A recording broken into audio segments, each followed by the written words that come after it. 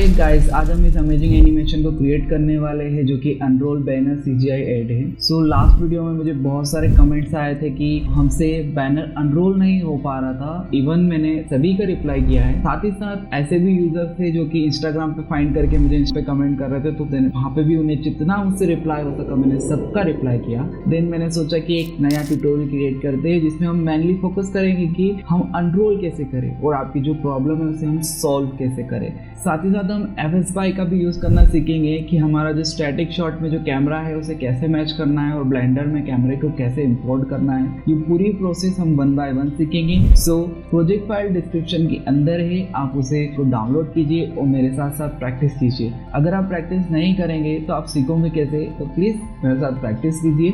अगर वीडियो अच्छा लगता है तो वीडियो को लाइक कीजिए, चैनल को सब्सक्राइब कीजिए। चलिए हम एनिमेशन को स्टार्ट करते हैं। सो ब्लेंडर फर्स्ट टाइम ओपन करने के बाद कुछ इस तरीके से दिखता है। आप सिंपली यहाँ पे जनरल पे क्लिक कीजिए। आपके पास जितना भी मटेरियल है उसमें से हम क्या करते हैं, कैमरे को सिलेक्ट करके यहाँ पे डिलीट प्रेस करता हूँ, देन इसे सिलेक्ट करके डिलीट प्रेस करता हूँ। यहाँ पे मैं एन प्रेस करके जो मेरे शॉर्टकट्स किए हैं मैं उसे इनेबल कर देता हूँ। दैट टाइम जब भी मैं कुछ प्रेस करूँगा तो आपको शॉर्टकट इजीली दिखेंगे। एंड उसके बाद एन प्रेस करके मैं इसे हाइड कर देता हूँ। फर्स्ट ऑफ ऑल हम यहाँ पे थोड़ा नेविगेशन को समझ लेते हैं, थोड़ा सा सेटअप कर लेते हैं सो दैट आपके लिए इजी हो। हम यहाँ पे चलते हैं एडिट में, उसके बाद हम चलते हैं प्रेफरेंस में। जितने भी हमें एड ऑन्स की जरूरत पड़ेगी हम यहाँ पे 1 बाय 1 इंस्टॉल कर लेते हैं। तो हम यहाँ पे सबसे पहले चलते हैं एक्सटेंशन पे। तो जो एक्स्ट्रा कर्व ऑब्जेक्ट है इसको आपको इंस्टॉल करना है। मेरे पास ऑलरेडी इंस्टॉल्ड है।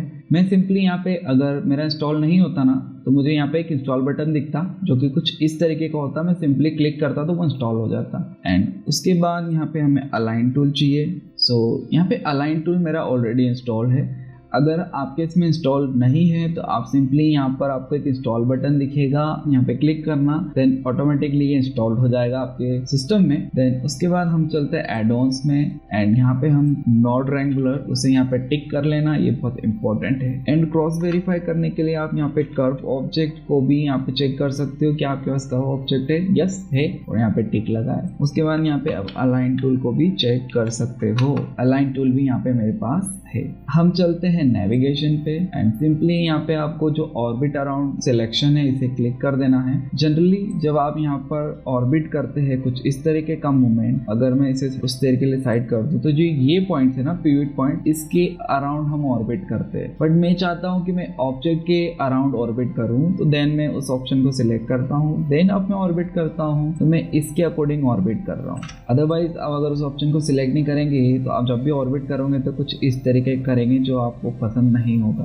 तो ऑकवर्ड लगता है ना। सिंपली आप उसे सिलेक्ट कीजिए एंड देन कुछ इस तरीके का आप ऑर्बिट इजीली कर पाएंगे। उसके बाद हम चलते हैं अगेन प्रेफरेंस पे एंड इसके बाद हम चलते हैं इनपुट पे। आप यहाँ पर इस पॉइंट को सिलेक्ट कर लीजिए। आपके जो माउस के left, right and middle mouse button होते हैं वो भी एज ए नेविगेशन काम करने लगेंगे। सो मैं आपको सबसे पहले नेविगेशन समझा देता हूँ, आपको नेविगेशन कैसे करना है। यहाँ पे मैं प्रेस कर रहा हूँ अल्ट एंड देन यहाँ पे मैं प्रेस कर रहा हूँ लेफ्ट क्लिक, मैं माउस को ड्रैग कर रहा हूँ। सिंपली ऑर्बिट मूव मैं इस तरीके से करता हूँ। जनरली मैं इसको बहुत ज्यादा यूज करता हूँ। उसके बाद जो सेकंड मूव होता है मैं यहाँ पे यूज करता हूँ shift alt and left click and मैं माउस को यहाँ पे ड्रैग कर रहा हूँ। तो इस तरीके का मूवमेंट मैं बहुत फ्रिक्वेंटली यूज करता हूँ। देन उसके बाद जो मैं लास्ट मूवमेंट यूज करता हूँ वो मैं करता हूँ स्क्रॉल व्हील से जूम इन जूम आउट। तो ये 3 मूवमेंट मैं स्पेशली यूज करता हूँ। उसके बाद अगर आपको यहाँ पर इसकी वैल्यूज को चेंज करना है तो आप सिंपली यहाँ पे एक बार इसको सिलेक्ट कर लेना। उसके बाद ऑब्जेक्ट प्रॉपर्टी को सिलेक्ट करना। आप यहाँ पर इसे इस तरीके से एक्स, वाई एंड जेड में आप इस तरीके से सिंपली मूव करेंगे। यहाँ पे मैं क्या कर रहा हूँ, क्लिक करके ड्रैग कर रहा हूँ माउस को कुछ इस तरीके से। आप चाहो आप यहाँ से भी इसे मूव कर सकते हो कुछ इस तरीके से। आप यहाँ से इसे रोटेट भी कर सकते हो, यहाँ से आप इसे स्केल भी कर सकते हो कुछ इस तरीके से। So it is all up to you. आप जिस तरीके से भी नेविगेट और एडिट करना चाहे आप कर सकते हैं। मैं इसे डिलीट कर देता हूँ। अगेन हम यहाँ पर एक क्यूब ले लेते हैं एंड देन मैं आपको कुछ और शॉर्टकट्स बता देता हूँ। जो नंबर पैड पे आप 1 प्रेस करेंगे तो आप फ्रंट व्यू में आ जाएंगे। आप 3 प्रेस करोगे तो आप राइट व्यू में आ जाएंगे। आप उसका अपोजिट चाहते हो तो आप नंबर प्रेस पे 9 प्रेस करना तो आप लेफ्ट व्यू में आ जाएंगे। टॉप व्यू के लिए आप नंबर प्रेस पे 7 प्रेस करोगे तो आप टॉप पे आ जाओगे। उसके जस्ट अपोजिट आना है तो अगेन आप 9 प्रेस कर सकते हो। तो यहाँ पे सिंपली क्या कॉम्बिनेशन बना, अब यहाँ पे 1 प्रेस करोगे तो फ्रंट, बैक जाना है तो 9, 3 प्रेस करोगे तो राइट, उसके अपोजिट जाना है तो 9, 7 प्रेस करोगे तो आप टॉप, एंड उसके अपोजिट जाना है बॉटम तो आपको प्रेस करना पड़ेगा 9। इसको हम डिलीट करते हैं। सबसे पहले जो हमारी फुटेज है ना, उस फुटेज को हम चेक करते हैं तो आप देखोगे यहाँ पे कोई भी कैमरा मूवमेंट नहीं है, सो दैट हमें यहाँ पे कुछ भी ट्रैक करने की जरूरत तो बिल्कुल भी नहीं है। पर यहाँ पे हमें कैमरे का इन्फॉर्मेशन निकालना पड़ेगा, किस एंगल पे कैमरा रखा गया है, कौन से लेंस से शूट किया गया है, सो दैट हमें इसे ब्लेंडर में इंपोर्ट कर सके। स्टैटिक शॉट में हमें कैमरा का डेटा निकालना है, उसके लिए हम f/spy का यूज करेंगे। तो हम सबसे पहले चलते हैं गूगल पे, हम यहाँ पे सर्च करते हैं f/spy की मदद से हम जो स्टिल शॉट होते हैं उनका कैमरा डेटा आसानी से निकाल सकते हैं। सो हम यहाँ पे डाउनलोड करना है, यहाँ पे राइट क्लिक करके हम न्यू टैब में खोलते हैं। इस फाइल को हमें डाउनलोड करना है, सब सिंपली यहाँ पे क्लिक करना, तो ये कुछ समय लेगा और ये डाउनलोड हो जाएगा। देन उसके बाद यहाँ पे हम नीचे चलते हैं और यहाँ पे आपको मिलेगा ऑफिशियल इंपोर्टर, क्योंकि जब आप f/spy में कैमरा को एक्सपोर्ट करेंगे तो ब्लेंडर के अंदर इंपोर्ट भी करेंगे तो उसके लिए भी प्लगइन लगेगा। तो हम सिंपली यहाँ पे क्लिक करते हैं एंड उसके बाद हम थोड़ा नीचे चलते हैं तो यहाँ पे आप फुल डॉक्यूमेंटेशन पढ़ सकते हैं, क्या है कैसा नहीं है। सिंपली हम यहाँ पे क्लिक करते हैं लेटेस्ट वर्जन पे एंड आपको यहाँ पे मिलेगा zip फाइल। तो इस वाली फाइल को हम यहाँ पे क्लिक करके इंस्टॉल कर लेते हैं। हम यहाँ पे चलते हैं डाउनलोड फोल्डर में। सो आपको यहाँ पे f/spy exe डाउनलोड करी थी, उसको आपको डबल क्लिक करके इंस्टॉल करना है। तो यहाँ पर आपको है ना आपके वीडियो का फर्स्ट फ्रेम को यहाँ पे रेंडर करके इंपोर्ट करना पड़ेगा। तो हम सिंपली चलते हैं हमारे वीडियोस के ऊपर, यहाँ पे हम करते हैं राइट क्लिक, वीडियो के अंदर चलते हैं और यहाँ से हम करते हैं टेक स्नैपशॉट। तो सिंपली ये इस वीडियो का एक स्नैप मतलब स्टिल एक फ्रेम फोटो दे देगा आपको। तो ये हमारे पास आ चुका है कुछ इस तरीके से। तो हम सिंपली क्या करते हैं, इसे यहाँ से ड्रैग करते हैं, उस पे जाके यहाँ पे ड्रैग एंड ड्रॉप कर देते हैं। एंड सिंपली अगर हम ब्लेंडर में चले, अगर मैं यहाँ पे मैं 1 प्रेस करूँ तो मैं आ जाऊंगा फ्रंट व्यू में। और फ्रंट व्यू में आपको सिंपल से एक चीज तो पता चलेगी कि आपका जो रेड लाइन है जो कि आपका x एक्सिस है वो कुछ इस तरीके से हॉरिजॉन्टल है, और जो आपका ब्लू लाइन है वो कि z एक्सिस है वो अपवर्ड है, मतलब कि वर्टिकल है। तो कुछ इसी तरीके का हम सेटअप वहां पर भी क्रिएट करेंगे। तो आपको यहाँ पर कुछ green line, blue line, red line दिखेगी जो कि ब्लेंडर की तरह ही है। तो हम यहाँ पे सिंपली क्या करेंगे, जो हमारा x है उसको हम यहाँ पे कर देंगे -x और इसे हम कर देंगे यहाँ पर z। अगर आप इसे देखोगे तो आपको यहाँ पर ब्लू लाइन दिखेगी, और आपको ब्लेंडर में पता है कि आपकी ब्लू लाइन ऊपर की तरफ होती है, मतलब कि वर्टिकल होती है। देन हम इसे वर्टिकल करेंगे। तो सिंपली हम यहाँ पर क्या करते हैं, इसे लेकर इस तरीके से एडजस्ट करने की कोशिश करते हैं। ये चीज़ को आप जितना टाइम लेके कर सकते हैं उतना ही अच्छा रहेगा।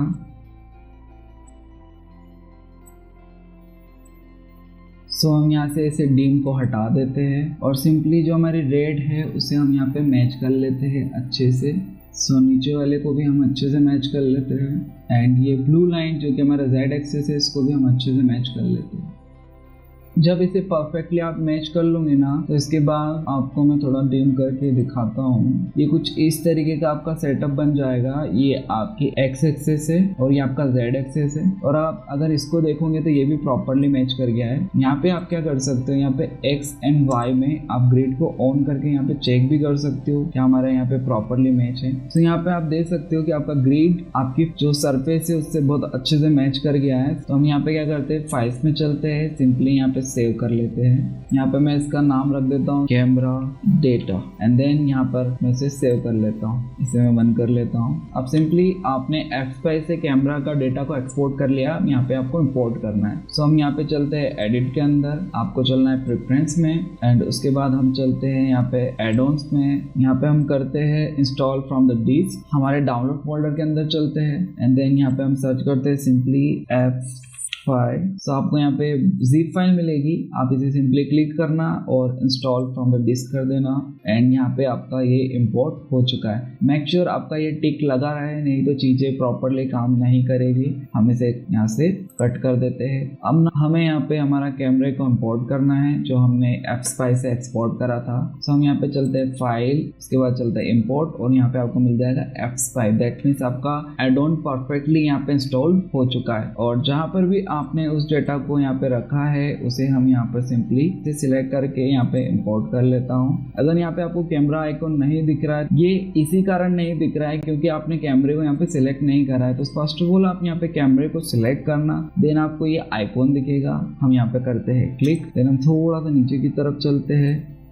यहाँ पर आपको मिलेगा ओपेसिटी, इसको आप 100% कर दो सो दैट ये आपको अच्छे से दिखे। एंड सिंपली यहाँ पर हम एक बैनर को क्रिएट करते हैं। उसके लिए हम चलते हैं यहाँ पे 8 पे एंड सिंपली यहाँ पे एक प्लेन को क्रिएट करते हैं। यहाँ से हम चलते हैं ऑब्जेक्ट प्रॉपर्टी पे एंड इसको हम यहाँ पे रोटेट करते हैं x90 एंड उसके बाद हम इसे थोड़ा सा ऊपर की तरफ लेके चलते हैं। मैं यहाँ से इसको थोड़ा ऊपर ले जाता हूँ एंड मुझे कितना इसको यहाँ पे स्केल करना है वो भी मैं स्केल कर लेता हूँ, ना स्केल काफ़ी है।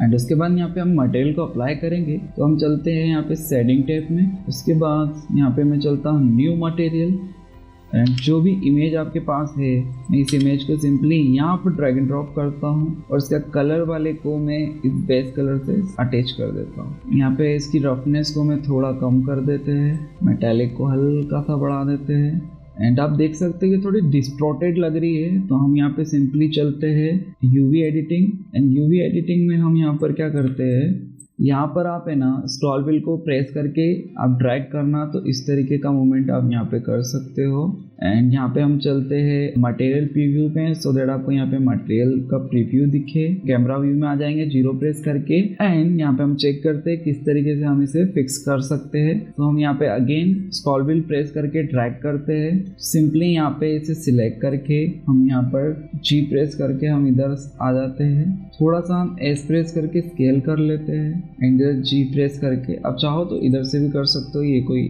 रॉकेट साइंस नहीं है। देन मैं यहाँ पे चलता हूँ लेयर मोड में, प्रीव्यू मोड में चलते हैं। जस्ट फॉर द रेफरेंस ये बैनर मैंने यहाँ पे यूज़ किया है, आप कोई भी इमेज यूज़ कर सकते हो। अब इसे मैं यहाँ पे सिलेक्ट करके सिंपली मैं चलता हूँ यहाँ पे ऑब्जेक्ट मोड से एडिट मोड के अंदर। यहाँ पे हम सब डिवीजन क्रिएट करेंगे सो दैट हमारा जो बैनर अनरोल होके वापस नीचे आएगा तो थोड़ा सा स्मूथनेस होगी। तो हम यहाँ पर क्या करते हैं, यहाँ पे राइट क्लिक करते हैं, सब डिवाइड करते हैं और यहाँ से सब डिवाइड हम कर देते हैं। आप जितना वैल्यू रखना चाहे रख सकते हैं, मैं यहाँ पे 60 रखना प्रीफर करता हूँ। ज़्यादा रखेंगे तो आपके सिस्टम पे थोड़ा प्रेशर आएगा और ब्लेंडर कई बार क्रैश हो जाता है। फिर यहाँ से एडिट मोड से हम चलते हैं ऑब्जेक्ट मोड पे।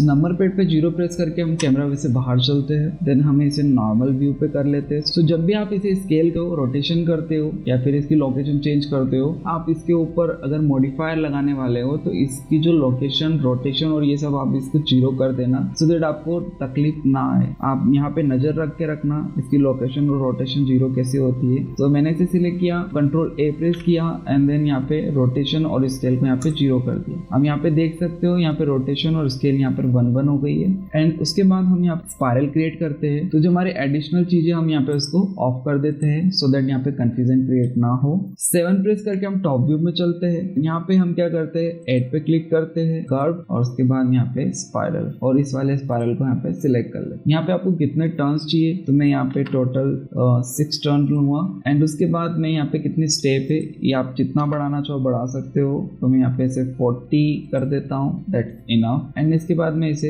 अंदर की तरफ शिफ्ट करता हूँ। इनर रेडियस को हम थोड़ा कम कर लेते हैं, इनर रेडियस को। ये मेरे वैल्यूज है, आप इसे कॉपी भी कर सकते हो सिंपली। एंड देन उसके बाद मैं यहाँ पे क्लिक करता हूँ, यहाँ पर इस वाले वर्टेक्स को सिलेक्ट करके यहाँ पे मैं E प्रेस करता हूँ, एक्सट्रूड। थोड़ा सा हम इधर चलते हैं एंड अगेन प्रेस करके इधर, अगेन प्रेस करके इधर। देन हम चलते हैं एडिट मोड से ऑब्जेक्ट मोड में। नंबर पेड पे 1 प्रेस करके हम फ्रंट व्यू पे आ जाते हैं। जो हमारा प्लेन है उसे हम यहाँ पे सिलेक्ट करते हैं। अब जो ये प्रोसेस है वो आप सबके लिए थोड़ी सी न्यू है तो थोड़ा ध्यान रखना कि मैंने कैसे किया है। इसको हम थोड़ा सा ऊपर की तरफ शिफ्ट करते हैं। यहाँ पे कर रहा हूँ X90 एंड यहाँ पे Z90।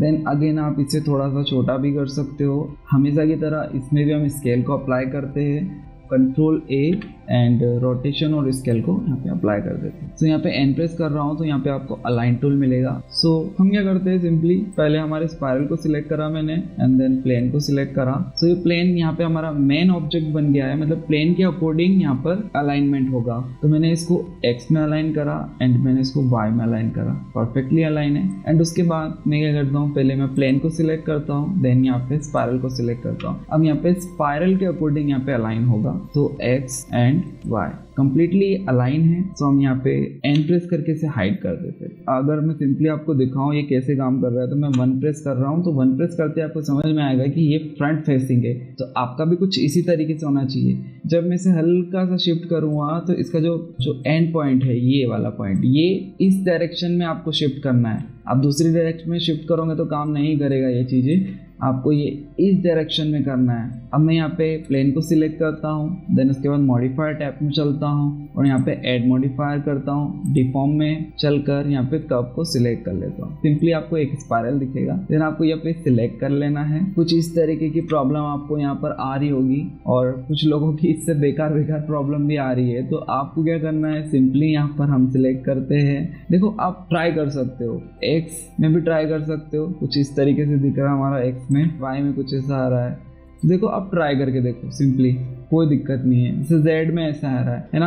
अब हम क्या कर सकते हैं, हमारी जो ऑब्जेक्ट प्रॉपर्टी है उसमें हम जेड को चेंज करेंगे कुछ इस तरीके से, तो वो रॉट हो जाएगा। अब ये बोलोगे कि ये तो बहुत बेकार दिख रहा है। यस, बहुत बेकार तो दिख रहा है। क्या तो आप एक और काम कर सकते हो, यहाँ पे जेड नहीं तो आप यहाँ पे -x को ले सकते हो। तो यहाँ पर आप x से भी आप काम कर सकते हो। आपको यहाँ पे इसकी ऑब्जेक्ट प्रॉपर्टी में जाकर x की वैल्यू को चेंज कर देना है थोड़ा सा, कि कुछ इस तरीके से, इतने में काम आपका हो जाएगा। अब आप बोलोगे ये बहुत बड़ा आ चुका है, क्या करे, तो आप कुछ नहीं, आप आपके स्पाइरल को सिलेक्ट करके आपके स्पाइरल को थोड़ा सा छोटा कर दो। हम थोड़ा सा इसको इधर की तरफ शिफ्ट कर लेते हैं। जैसे ही एक बार कंप्लीट हो जाए तो आप क्या कर सकते हो, प्लेन को सिलेक्ट करके आप इस मॉडिफायर को अप्लाई कर दो। अब इसके बाद आपको इसकी ज़रूरत नहीं है, आप चाहो तो इस प्लेन को डिलीट कर दो या फिर हाइड कर दो। एंड इसके बाद भी अगर इसका शेप आपको अच्छा नहीं लग रहा है तो सिंपली आप स्केल टूल लेकर, यहाँ पे मैं एस प्रेस करके तो थोड़ा सा स्केल कर देता हूँ। पर यहाँ पर एक इशू आ रहा है, वो क्या है कि जब अब आप इसको सिलेक्ट करोगे ना और एस प्रेस करोगे तो ये इस पॉइंट से स्केल होगा यहाँ से। तो इसको रिजॉल्व करने के लिए हम चलते हैं यहाँ पे ऑब्जेक्ट्स और यहाँ पे हम करते हैं सेट ओरिजिन टू ज्योमेट्री को सिलेक्ट कर लेते हैं। एंड यहाँ पे ये सेंटर में आ गया है। देन हम इसे सिंपली यहाँ पे स्केल कर सकते हैं। आप चाहो तो इस एस एंड एक्स में भी स्केल कर सकते हो। एंड देन सिंपली यहाँ पे आप इसकी स्केल को अप्लाई कर दो। ये स्पाइरल वाली प्रॉब्लम यहाँ पे आई होप आपकी सॉल्व हो चुकी हो। नाउ हमारे कैमरे को यहाँ पे हम क्या ओपन करते हैं और नंबर प्लेट में 0 प्रेस करके कैमरा व्यू में चलते हैं। इसको मैं थोड़ा सा नीचे की तरफ शिफ्ट कर लेता हूँ एंड मैं यहाँ पे कर रहा हूँ एस और एक्स स्केल कर रहा हूँ थोड़ा सा, इतना। सो हम क्या करते हैं, इस प्लेन को कुछ समय के लिए ऑफ कर देते हैं। यहाँ पे एक क्यूब लेते हैं और उस क्यूब को हम बिल्डिंग के हिसाब से थोड़ा सा छोटा कर लेते हैं, स्केल डाउन। हम चलते हैं यहाँ पे एडिट मोड से ऑब्जेक्ट मोड में और यहाँ से हम सिलेक्ट कर लेते हैं x-ray view and make sure आप यहाँ से आप प्लेन सिलेक्ट कर लो। इसे ओपन करते हैं एंड सिंपली इसको हम थोड़ा ऊपर की तरफ शिफ्ट कर लेते हैं। साइड में इसको सिलेक्ट करके हम थोड़ा सा, तो यहाँ पे हमने सिंपली क्या करी, बिल्डिंग का एक रफ सा मॉडल क्रिएट करा है सो दैट यहाँ पे हम शेडो क्रिएट कर सके। एंड यहाँ पे हम चलते हैं ऑब्जेक्ट मोड में एंड यहाँ से एक्सरे व्यू को हम यहाँ पे ऑफ कर देते हैं एंड 0 प्रेस करके हम कैमरा व्यू से बाहर चलते हैं एंड इस मॉडल के ऊपर हम हमारे प्लेन को यहाँ पे अटैच करते हैं। तो हमारे प्लेन को यहाँ पे ओपन करते हैं, प्लेन को यहाँ पे सिलेक्ट करा एंड थोड़ा सा इसको इधर की साइड लेके आए। यहाँ पे हम इसे सिंपली मैच कर लेते हैं। 7 प्रेस करके टॉप व्यू में चलते हैं और यहाँ पे हम इसको थोड़ा सा सिंपल सा हम इसको यहाँ पे अटैच कर लेते हैं। अगेन कैमरा व्यू में चलते हैं, 0 प्रेस करके एंड चेक करते हैं ये सही है क्या। यस, बिल्डिंग क्यूब को हम यहाँ पे हाइड कर लेते हैं। इसको हम यहाँ पे थोड़ा नीचे की तरफ शिफ्ट कर लेते हैं, इतना जितना हमें चाहिए। 0 प्रेस करके अगेन कैमरा व्यू से बाहर चलते हैं एंड यहाँ पे हम एडिट मोड्स में आते हैं एंड उसके बाद यहाँ से हम चलते हैं वर्टेक्स मोड में एंड देन यहाँ पे हम वर्टेक्स ग्रुप को क्रिएट करेंगे सो दैट हम इस क्लॉथ को प्रॉपरली टांग सके। यहाँ पर डबल क्लिक करेंगे सो ये पूरा का पूरा वर्टेक्स ग्रुप यहाँ पे सिलेक्ट हो जाएगा एंड यहाँ पे हम चलेंगे डेटा के अंदर एंड यहाँ पर हम करेंगे प्लस। सो यहाँ पे एक ग्रुप क्रिएट हो जाएगा। देन यहाँ पे हम कर देंगे असाइन। सो ये जो वर्टेक्स है वो इस ग्रुप में असाइन हो गया है। इसको हम नाम दे देते हैं, पिन नाम दे देता हूँ। उसके बाद अगर हमें चेक करना है कि ये वर्टेक्स असाइन हुआ है कि नहीं, तो हम क्या करते हैं, इस पिन ग्रुप को सिलेक्ट कर लेते हैं। देन उसके बाद यहाँ पे सिलेक्ट ऑप्शन को सिलेक्ट करते हैं तो आपको पता चलेगा यस, यहाँ पर ये कंफर्म हो गया है कि यहाँ पर वर्टेक्स ग्रुप क्रिएट हो चुका है। एंड यहाँ पे हम चलते हैं एडिट मोड से ऑब्जेक्ट मोड पे एंड यहाँ पे हम क्लॉथ सिमुलेशन करेंगे। सो हम यहाँ पे चलेंगे फिजिक्स प्रॉपर्टी के अंदर। यहाँ पे आपको सिंपली मिलेगा क्लॉथ, तो हम यहाँ पे हमें क्लॉथ लगा देंगे so cloth simulation basically physics based calculation होता है। हम यहाँ पर बहुत सारी प्रॉपर्टीज हमको यहाँ पे दिखेंगी, मैं वन बाय वन एक्सप्लेन करते जाता हूँ। सो यहाँ पे अगर आप इसकी क्वालिटी स्टेप को बढ़ाते हो तो ईच फ्रेम में, वन फ्रेम में कितना क्वालिटी आपको चाहिए क्लॉथ के अंदर, वो आप यहाँ से क्रिएट कर सकते हो। अगर इसकी वैल्यू आप हाई करते हो दैट मीन्स आपको एक अच्छा रिजल्ट मिलेगा, एक रियलिस्टिक रिजल्ट मिलेगा, बट साथ ही साथ आपके सिस्टम के ऊपर बहुत ज्यादा प्रेशर बनेगा, सो दैट आप इसे अपने हिसाब से कम या ज्यादा कर सकते हो। मल्टीप्लायर स्पीड, बहुत सारे सब्सक्राइबर्स या फिर कुछ मेरे यूजर्स ने पूछा था कि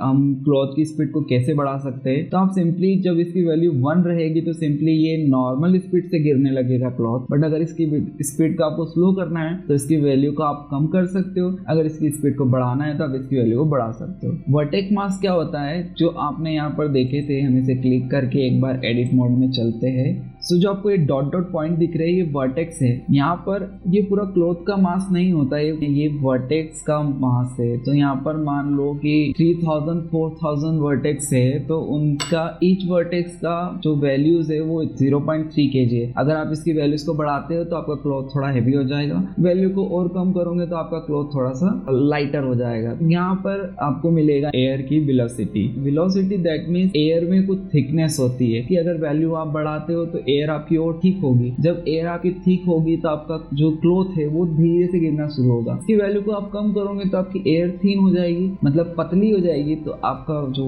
क्लॉथ है वो बहुत तेजी से गिरने लगेगा। तो इन वैल्यूज को चेंज करके आप अच्छे से इसके सिमुलेशन को आप कर सकते हो। तो ये सब प्रैक्टिकली आप जब करेंगे तो आपको समझ में आएगा। नंबर पैड में 0 प्रेस करके हम चलते हैं। तो चलिए एक बार प्ले करके देखते हैं कि हमारा एनिमेशन कैसा बना है। सो ये यहाँ पे जब भी आप इसे प्ले करोगे तो ये सिंपली नीचे की तरफ गिर रहा है। ये ऐसा क्यों हो रहा है? क्योंकि जो हमने एडिट मोड के अंदर अपने वर्टेक्स हुक बनाए थे जो कि एज ए हुक की तरह काम करेंगे हमारे क्लॉथ के लिए, बट वो हुक हमने डिफाइन नहीं करा है, दैट्स व्हाई ये नीचे गिर रहा है। तो हम क्या करते हैं, सिंपली हमारे जो क्लॉथ है उसे सिलेक्ट कर लेते हैं। हम यहाँ पे चलते हैं फिजिक्स प्रॉपर्टी के अंदर, देन यहाँ पे मिलेगा आपको शेप, एंड उसके बाद यहाँ से आप उस हुक को सिलेक्ट कर सकते हो। एंड सो ये क्लॉथ आपका यहाँ काम करना शुरू कर रहा है। बट अगर आप देखोगे सो हम 0 प्रेस करके हम कैमरा पे से बाहर चलते हैं एंड हम फ्रेम नंबर 1 पे चलते हैं एंड एक बार हम इसे वापस से प्ले करके देखते हैं। सो आप देख सकते हो कि यहाँ पे हमारा जो क्लॉथ है वो अपने अंदर ही घुस रहा है। मतलब फिजिकली अगर आप देखोगे तो कोई क्लॉथ अपने अंदर थोड़ी घुस सकता है। यहाँ पे सेल्फ कॉलिजन हो रहा है। तो इस कॉलिजन को रोकने के लिए हम यहाँ पे क्या कर सकते हो, यहाँ पे हमें कॉलिजन टैब मिलता है, इसमें हम क्लिक करते हैं। देन उसके बाद यहाँ पे सेल्फ कॉलिजन, क्योंकि ये अपने अंदर ही घुस जा रहा है। इस चीज को रोकने के लिए यहाँ पे हम बस सिंपली आपको एक बार क्लिक कर देना है। सेकेंड टाइम इसके अंदर नहीं घुसेगा। एक बार हम चेक कर लेते हैं। फर्स्ट फ्रेम पे चलते हैं, देन हम रेंडर करते हैं।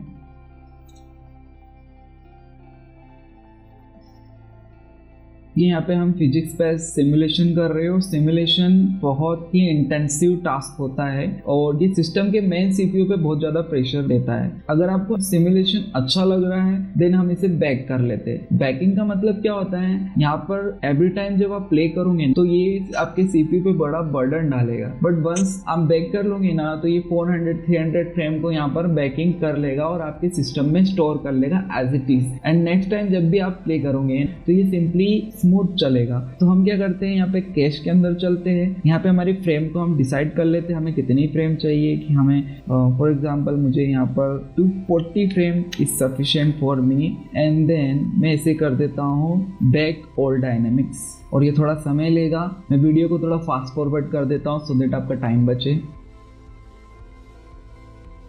ऑलराइट, तो हमारी 240 फ्रेम्स यहाँ पर बैक हो चुकी है और 31 MB का डेटा हमें कुछ मिला है। देन हम यहाँ पर 0 प्रेस करके हमारे कैमरा व्यू में चलते हैं। फ्रंट में चलकर हम इसे एक बार प्ले करके देखते हैं। ऑलराइट, एक बार हम देखते हैं टेक्सचर। ओके, टेक्सचर तो यहाँ पे ऐसी की तैसी हो चुकी है टेक्सचर्स की पूरी। सो इस जगह में जाएंगे तो हमारा जो कर्सर है वो थोड़ा चेंज होगा। हम एक नया टैब बना लेते हैं। देन हम यहाँ पे चलते हैं यूवी एडिटर में। यहाँ से हम हमारा जो स्क्रीनशॉट है उसे ओपन कर लेते हैं। यहाँ से ऑब्जेक्ट मोड से एडिट मोड में चलते हैं। यहाँ पर हम क्या करते हैं, एक बार ए प्रेस करेंगे तो सारा का सारा सिलेक्ट हो जाएगा। देन हम यहाँ से, अगर आपके पास ये नहीं है तो आप यहाँ पे टी प्रेस करना आपको आ जाएगा। यहाँ से हम सिंपली इसको थोड़ा सा रोटेट कर देते हैं 90। एडिट से हम ऑब्जेक्ट मोड में चलते हैं और इसे चेक करते हैं। Yes, this is completely fine. इसको हम यहाँ पे क्या करते हैं, राइट क्लिक करके यहाँ पे हमें मिलेगा join area and then simply यहाँ पे हम क्लिक करते तो ये एरिया ज्वाइन हो जाएगा। देन उसके बाद जो हमारा क्यूब है, सॉरी गाइस, लेक्चर में मैं बताना भूल गया था, अगर आपका जो बैनर है वो आपकी बिल्डिंग बॉक्स के अंदर जा रहा है, दैट मीन्स यहाँ पे आप देख सकते हो जब भी आप बैनर को रोल कर रहे हो तो वो बिल्डिंग के अंदर ही जा रहा है। सो इस चीज़ को रोकने के लिए हम सिंपली क्या कर सकते हैं, आपके जो बिगर बॉक्स है जो कि हमारा बिल्डिंग है इस केस में, उसको आप सिंपली आप सिलेक्ट करो। देन आप फिजिक्स टैब में जाओ, आपको एक मिलेगा कॉलिजन करके, आप उस कॉलिजन को वहाँ पे अप्लाई कर दो। अब इससे क्या होगा, जब भी आप उसको रोल आउट करोगे ये आपका बैनर आपके बिल्डिंग के अंदर नहीं घुसेगा और इससे आपका एनिमेशन और अच्छा दिखेगा। एंड नाउ इसको सिलेक्ट करके हम चलते हैं प्रॉपर्टीज में और इसको विजिबिलिटी में इसको बना देते हैं हम शेडो कैचर। इसके बाद हम चलते हैं शेडिंग टैब में एंड शेडिंग टैब में हम ऑब्जेक्ट से चलते हैं वर्ल्ड की तरफ एंड वर्ल्ड में यहाँ पे हम करते हैं शिफ्ट ए एंड यहाँ पे टाइप करते हैं इन्वायरमेंटल टेक्सचर। तो ये आपको टेक्सचर मिलेगा एंड देन यहाँ पे इसको सिंपली लगा देते हैं एंड यहाँ पे एक HDRI को ओपन करते हैं हम। सो ये HDRI है। देन हम चलते हैं रेंडर सेटिंग पे, EV से कर देते हैं साइकिल, CPU से कर देते हैं GPU। सो यहाँ पे हमें 2 सैंपल काउंट मिलते हैं। तो ये वाला व्यू पोर्ट के लिए जो आप देख रहे हो और ये फाइनल रेंडर के लिए। सो व्यू पोर्ट के लिए हम इसे 20 कर देते हैं, व्यू पोर्ट में हम कम ही रखते हैं। फाइनल रेंडर में हम इसे 60 कर देंगे सैंपल्स काउंट। उसके बाद हम यहाँ पे चलेंगे रेंडर सेटिंग पे, रेंडर कैसा दिख रहा है हमारा। यहाँ से हम फिल्म से चल देंगे, ट्रांसपेरेंट पे क्लिक कर देंगे तो हमें हमारा फाइनल रेंडर यहाँ पे दिखने लगेगा। नंबर पेड पे एक बार 0 प्रेस करते हैं सो दैट हमें कैमरा व्यू के अंदर आ जाएंगे। सो आप देख सकते हो रेंडर के अंदर हमें हमारा बिल्डिंग का ब्लॉक भी दिख रहा है और ये ब्लॉक का सिर्फ इतना सा काम है कि ये इसकी शेडो बनाएगा, बट यहाँ पर ये ब्लॉक भी विजिबल हो रहा है। तो इसको हाइड करने के लिए हम क्या करेंगे, इस ब्लॉक को यहाँ से सिलेक्ट करेंगे, देन हमारे ऑब्जेक्ट के अंदर चलेंगे और यहाँ पे हम विजिबिलिटी में चलेंगे और यहाँ पे आपको मिलेगा शेडो कैचर मास्क। तो जैसे ही आप क्लिक करोगे यहाँ से ये गायब हो जाएगा और ये सिर्फ एक शेडो बना के देगा हमें। यहाँ पे हम रेंडर प्ले करके देखते हैं एंड यहाँ पर भी हम 0 प्रेस करते हैं तो कैमरा व्यू में आ जाएंगे। सो उसके बाद हम चलते हैं कंपोजिटिंग के अंदर, यहाँ पे कुछ इस तरीके की चीज़ें मिलेगी। तो ये हमारे रेंडर लेयर है और ये कंपोजिटिंग लेयर है। सो हम सिंपली यहाँ पे यूज नोड पे क्लिक करते हैं, शिफ्ट ए प्रेस करके एक नोड को लेते हैं, व्यूअर नोड, सो दैट हमें हमारा व्यू भी दिखे और इस नोड को हम यहाँ लगा देते हैं और इसको हम यहाँ से कनेक्ट कर देते हैं। एंड उसके बाद हम चलते हैं व्यू लेयर के ऊपर और आपको यहाँ पे मल्टीपल पासेस मिलेंगे, बट हमें यहाँ पे डीनोइजिंग डेटा चाहिए। डीनोइजिंग डेटा क्या करता है, अगर आप कम सैंपल्स लेते हो, सैंपल दैट मीन्स हमने रेंडर के लिए 60 सैंपल लिए, दैट वो कम है और कम सैंपल लेने का एक ये लॉस होता है कि हमारे पास रेंडर टाइम तो बच जाता है, रेंडर बहुत कम समय में हो जाता है, पर उसमें नॉइज आता है। तो उस नॉइज को रिमूव करने के लिए हम यहाँ पे डीनोइजिंग डेटा का यूज करते हैं। तो सिंपली जब भी अगर आपके पास रेंडर में आपकी इमेज में नॉइज होना, तो आप क्या कम सैंपल में भी अच्छा रेंडर निकालने के लिए हम इसका यूज करते हैं। तो हम यहाँ पे सिंपली शिफ्ट ए प्रेस करेंगे, यहाँ पे लिखेंगे डी नॉइज एंड इस फिल्टर को हम यहाँ पे लगा देंगे। उसके बाद इमेज को इमेज में लगाना है, अगर ये कुछ ऐसा है आपके पास तो इमेज में इमेज को लगा देना है। यहाँ पर आपको डी नॉइज को नॉर्मल में और इसको इसमें लगाकर इसका जो फाइनल रिजल्ट है वो इसमें एंड इसको इसमें लगा देना है और जो हमारा फाइनल जो रहेगा कुछ इस तरीके से बनेगा। एंड हम यहाँ पे आउटपुट को चेक कर लेंगे। यहाँ पे मेरा 4K फॉर्मेट है तो मैं 4K में निकालूंगा एंड उसके बाद यहाँ पे FPS आप सिलेक्ट कर सकते हो, आपका जो भी फुटेज है कितना FPS पे शूट किया है उसको आप यहाँ पे रख सकते हो। आपको फर्स्ट फ्रेम क्या चाहिए, लास्ट फ्रेम यहाँ पे आप बता सकते हो कि मुझे लास्ट फ्रेम इतनी चाहिए और फर्स्ट इतनी चाहिए। देन उसके बाद आपको कहाँ पे आपका डेटा रखना है। मैं जनरली क्या करता हूँ, ट्यूटोरियल के अंदर ही एक फोल्डर बनाता हूँ रेंडर नाम से एंड उसका नाम रख देता हूँ रेंडर एंड उसी को मैं यहाँ पे सिलेक्ट कर लेता हूँ और यहीं पे सारी मेरी 240 फ्रेम्स यहाँ पे रेंडर होगी।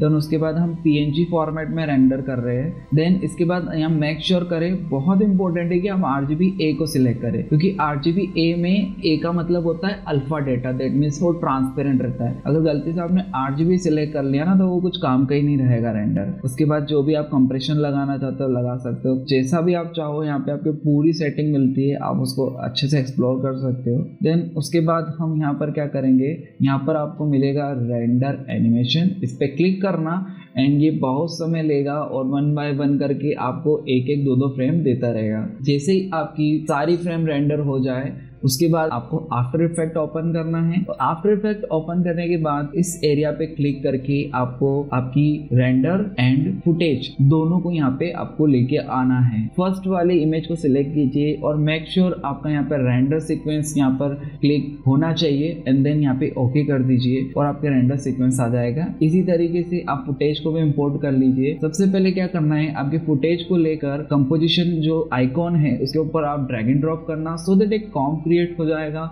एंड उसके बाद आपके रेंडर लेयर को उसके ऊपर पेस्ट कर देना। आप चाहो तो इसमें कलर ग्रेडिंग कर सकते हो और इतना सब करने के बाद आपका फाइनल रेंडर तैयार हो जाएगा। अगर वीडियो अच्छा लगता है तो वीडियो को लाइक कीजिए, चैनल को सब्सक्राइब कीजिए और आप नेक्स्ट वीडियो में क्या पढ़ना चाहते हैं मुझे बता सकते हैं, मैं ज़रूर ट्राई करूँगा। इसी के साथ जय हिंद, वंदे मातरम।